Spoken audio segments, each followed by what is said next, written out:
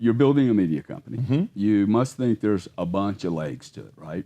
Because I'm actually, for the first time, looking at the dynamics of the market, which I'm pretty good at. And I see that media, in fact, I would predict that in 2 years, Fox, CNN's, like all mainstream media, is much, much, much, much, much, much smaller, if even existence.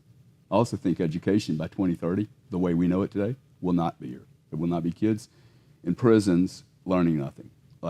Because of blockchain, because of AI, because I'm going to be able to hire a robot. Dude, I'm going to be able to hire a robot to be a Picasso teacher, right? Like, imagine. You could plug your staff into a robot for 150 grand and go, okay, this is all the motivational pro, this is all the pitches from salespeople. This is, like, you could hone in on education instead of spreading it wide. It's going to be awesome. Everyone's so scared of it. I'm like, bring it, man. Neuralink me, right? Like, I want more. I want more capacity. It comes back to your capacity point, right? I mean, I just want more. I mean, I do think I have a limit of how much can travel through the brain. I feel like I have more. Don't know how I got it, but I have more that I can process. But really, the market is so large, I need guys like you that we collaborate. Like, when there's no fear. They're like, oh, Gary's calling? There must be a deal here. Because I could see building a media company, man. I got on Twitter 6 months ago. Like, I don't know anything about this stuff. Didn't like social media because I'm dealing with such big companies. The kind of stuff I'm talking about, like, Visa doesn't like hear it, right? They're like, hey, don't talk about our fraud problem. Don't talk about how good Bitcoin is and what problem it solves. So the media thing, like, tell everybody what you're really trying to do with media and how big you think this opportunity is. Because I think media is being disintermediated due to the decentralization of us being able to do this. This is news now. Right? Yeah. You know, so media, for the longest time, we have thought the people that we watched on TV are the best people at the job. And that's simply not the truth. Simply not the truth. It's just not. Those are the guys that know how to read teleprompters, and they're better looking than you, and they're better readers than you. Maybe that's what they are. But most of them, if they take that teleprompter off, they cannot have the conversation with them. They're simply reading. None of their own content. They're simply reading.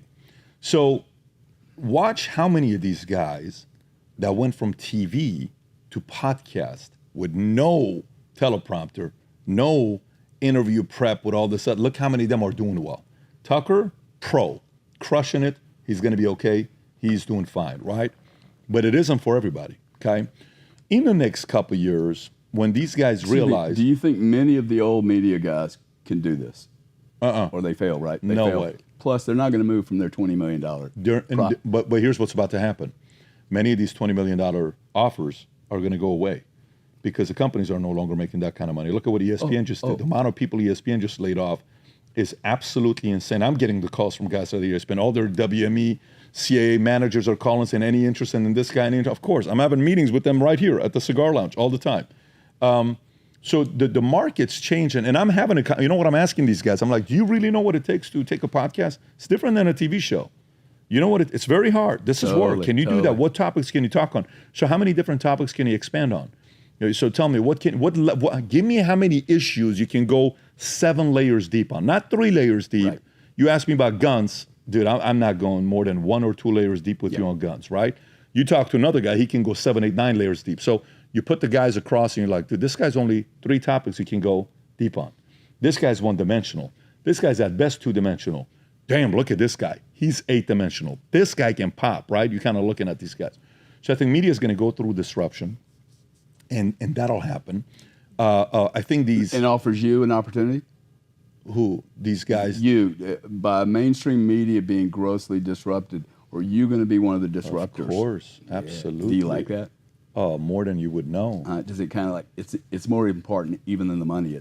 Disrupt the guy that's been making $20 million when he doesn't even have anything? It's not even disrupting it. I feel like it's arrogant. I feel like you got comfortable. I feel like, the last guy that really did this right, I would put 3 names. Krikorian, the Gambler was a book he wrote. The guy with MGM, Armenian guy, died at 98, 99 years old. At his peak, he was worth $10 billion. I think Ted Turner was a G. What he did was phenomenal until Time Warner's deal totally screwed him over. and CNN's never been the same since he no longer ran it. He's in a bad state right now. I don't know if he passed away or not. He's just not in a good condition right now.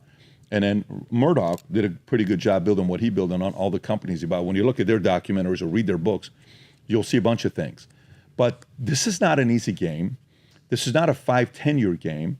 This is a 20-30-year game to compete in media space. That automatically eliminates 90% of the people that want to get in this game, because 90% of them just want to have a build-to-sell deal. Build something, sell it for $50 million, $100 million, go walk away. You're not part of the game. There is going to be 2 or 3 guys that will be rolling for the next 30 years. Those guys, it's going to take us 10 or 15 years to identify who those people are. The way you create it today, there's many different ways. We're going to turn Fort Lauderdale into the Burbank of East Coast. That's what we're going to be doing. You're going to see movies, docs, shows, campus, all of that right here. Fort Lauderdale will be the Burbank of East Coast. For the longest time, people forget that before there was Burbank in Hollywood, everybody made movies in Jersey, and it was all under a guy named Thomas Edison. That's exactly And then right. he started controlling everybody, and people got so sick of it, and then they Kind of eventually... like what's happening now. Kind of like what's going on right now, and they moved to Hollywood. That's it. They're all now moving. They're leaving now. They're not happy with where they're at, and a similar thing's going to be taking place. But for us, our messaging, like what we have, that's different than many of our competitors and peers. Our audience started off with entrepreneurship. Like originally when we started content, the one word we were pursuing the entire time was only solving for one word. Right. I wanted you to go online on YouTube and type in the word entrepreneur, and we pop up. And for a 3-year span, if you type the word entrepreneur, we were 30% of all the videos on page 1. So 25 videos come up, we were 30% of them. So 7, 8 videos was us. And that was intentional. And then from there, we went niche, super deep. Then people didn't know all my other interests. And then gradually I introduced, wow, this guy's interested in the mob. Very interesting interviews he does with the mob. Wow, this guy's interested in bodybuilding. What does he know about bodybuilding? That was kind of interesting. Oh, this guy knows about politics, and he come, well, wow, what's this all about? Hey, Iran. Hey, China. Hey, there's, wow, okay. So then you gradually intro, and the show that we have, the show, the PBD podcast, becomes a farm. It becomes a farm program, and we just launched a new one here right now with Unusual Suspect. It becomes a farm program. You bring people in, you lift them up, go put your own show. You bring them in, you lift them up, go do your own show. You bring them in, you lift them up, you go do your own show. You bring them in, you lift them up, you go. So that a franchise type model? No, it'll be Centralized. Centralized. I have no desire for franchise. I don't That's like it either. Now, the part that we You have, lose control of too much, and you can't make decisions quickly. you know what part of our holding company is growing the fastest right now? Our consulting firm. I couldn't even tell you how we're growing right now. We had a record-breaking month in September, over 200%, type of record-breaking month.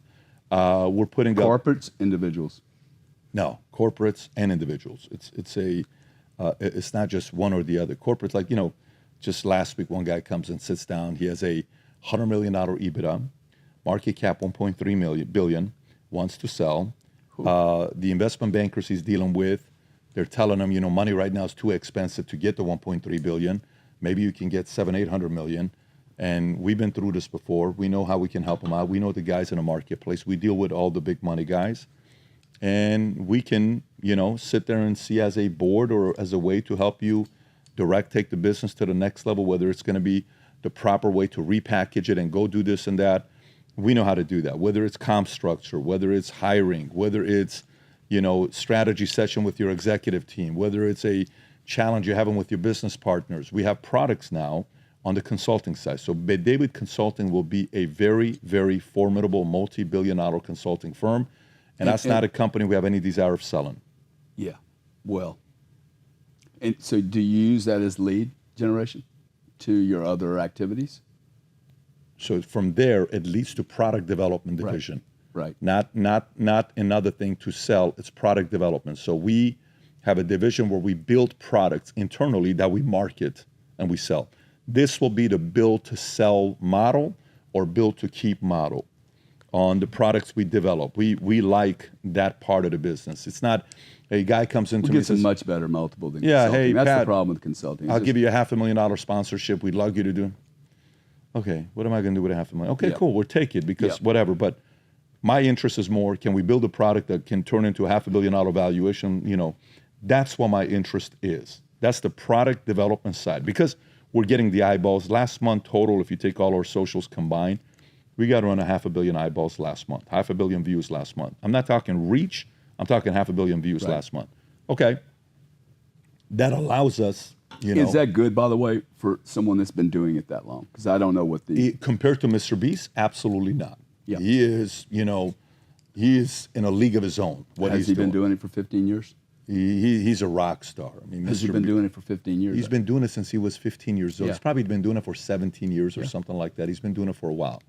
But he's the... I think that's an example of how wide open this market is. So if you like this clip and you want to watch another one, click right here. And if you want to watch the entire podcast, click right here.